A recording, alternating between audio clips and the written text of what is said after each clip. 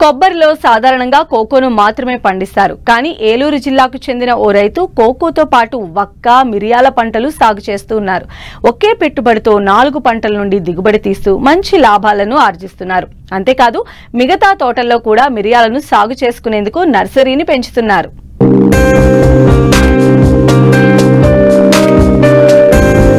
ఆంధ్రప్రదేశ్లోని కోస్తా జిల్లాలు కొబ్బరి సాగుకు పెట్టింది పేరు.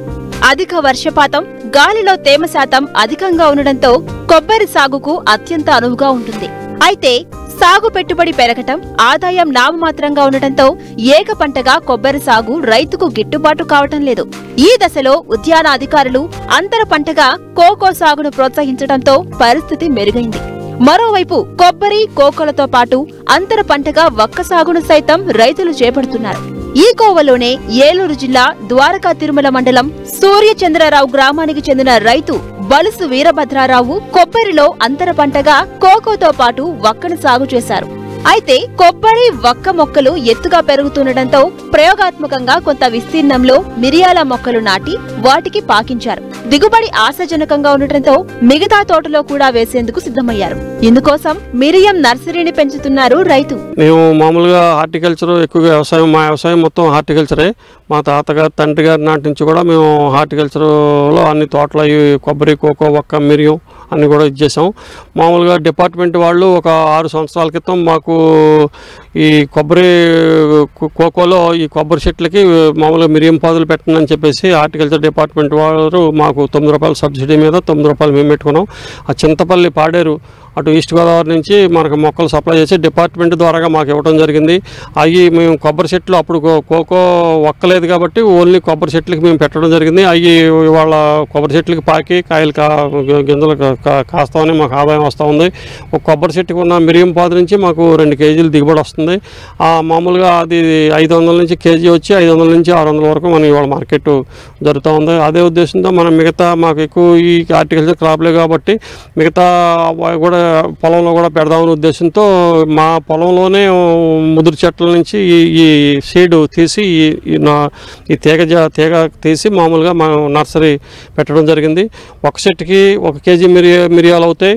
అదే కొబ్బరి చెట్టుకి 2 కేజీల మిరియాలు అవుతాయి కాబట్టి మనకు అదనపు ఆదాయం కూడా చాలా బాగుంది. కాబట్టి మేము మిరియం పాదులు కూడా మొక్కలు కూడా పెట్టడం జరిగింది. మిరియం పాదులు మా సొంత పొలంలో ఈ కొబ్బరి చెట్లకి, ఒక్క చెట్లకి అన్నీ పెట్టుకున్న తర్వాత ఇంకేమన్నా కొంచెం మిగిలితే కొంచెం ఎక్సెస్ పెట్టాం. అవి రైతులు, స్థానిక రైతులకి ఎవరైనా కావాలంటే వాళ్ళు మేము మొక్కలు కూడా ఇవ్వగలం. ఒక కొబ్బరి చెట్టుకు వచ్చి 2 కేజీలు వస్తుంది కాబట్టి 2 5 1000 రూపాయలు మనకు కొబ్బరి చెట్టు మీద వస్తుంది ఆదాయం. కొబ్బరి చెట్టుకున్న మిరియం మీద కూడా 1000 రూపాయలు వస్తుంది వాళ్ళ. అదే ఒక్క చెట్టుకి 500 వస్తుంది. ఒక్క చెట్టుకున్న మిరియం మనం మినిమం కేజీ మిరియాలు మనం కాపించుకోవచ్చు. దానికి కూడా 500 వస్తుంది. మనం కూడా పెట్టుకోవచ్చు. అందరూ కూడా కొబ్బరి కొంచెం పెరిగిన తోటలో, ఒక్క కూడా పెరిగిన తోటలో 5-6 సంవత్సరాల తోటల్లో అందరూ కూడా మిరియం పాదులు పెట్టుకుంటే మంచి అదనపు ఆదాయం కింద చాలా బాగుంటుందండి. మంచి రైతాంగానికి ఇది ఒక వరమనే చెప్పుకోవాలండి. మేము మా సొంత పాదుల నుంచే తీసుకొచ్చి కట్ చేసి 2 కడుపులు ఉన్న మొక్క తీసుకొచ్చి ఇక్కడ ప్యాకెట్లో మనం ఎర్రగరు మట్టి వేసుకుని మామూలుగా అది మామూలుగా ఒక కడుపు ప్యాకెట్లో ఉండేటట్టు, ఒక కడుపు పైపు ఉండేటట్టు పెట్టామండి. అది 2 నెలలకే మనకి పైన ఉన్న కడుపు నుంచి కొంచెం లేత మొక్కతోటికి ఎగురు వస్తుంది. అది మామూలుగా అది 2 నెలల తర్వాత మనం పొలంలో వేసుకుంటానికి పనికి వస్తుంది. మేము వేసుకున్న తర్వాత ఉన్న మొక్కలు బయటకు ఇస్తామండి. మా ఉద్దేశం ఏంటంటే మన పొలం మొత్తం వేసుకుందాం అనే ఉద్దేశం. కొంచెం ఎక్సెస్ పెట్టామండి. ఇంకా రైతు వారీగా ఇంట్రెస్ట్ ఉన్న వాళ్ళు వేసుకుంటారనే ఉద్దేశంతో మంచి ఆదాయం కాబట్టి వేసుకోవచ్చు అండి, అందరూ వేసుకోవచ్చు. కొబ్బరి తోటలు ఉన్నవాళ్ళు, ఒక్క తోటలు ఉన్నవాళ్ళు కూడా ఆ చెట్లకి పాకించుకుంటే మంచి ఆదాయం వస్తుంది. మాకు వచ్చి మామూలుగా ఈ మొక్క వచ్చి 15 రూపాయల వరకు ఖర్చు అవుతుందండి. దాని మీద రీజనబుల్ ప్రైసే మాకు 5-6 రూపాయలు వేసుకుని మేము ఇస్తామండి. మంచి వెరైటీ రైతాంగానికి అందించాలనే ఉద్దేశం తప్ప మాకు అది వ్యాపారం కాదు, బిజినెస్ కాదు, నర్సరీ కాదు. షేడ్ నెట్ కట్టి అంటే కొంచెం అగ్గి పడకూడదు కాబట్టి కొంచెం పైన కంపల్సరీ షేడ్ ఉండాలండి. రోజుకొక 1 అవర్ వాటర్ ఇస్తూ ఉంటాం. ఏదైనా వర్షం పడితే అవసరం లేదు.